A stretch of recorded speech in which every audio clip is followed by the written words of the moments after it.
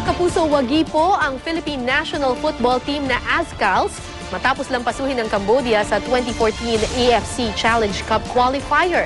Walang hirap na pinataob ng Azkals ang mga kalaban sa score na 8-0. Top scorer ang forward na si Phil Younghusband na nagtala ng 4 na goal.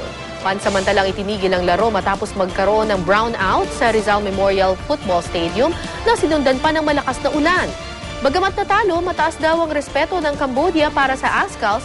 Ayon kay Azkals coach Michael Weiss, susunod na paghahandaan ng koponan ang laban nila kontra Turkmenistan.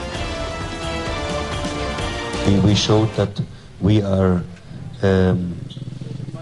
dominating here on this pitch, and we also want to do that against Turkmenistan, but of course not with the aggressivity. We will be a little bit more reserved, but nevertheless, of course, go for a win, but with a smart tactic.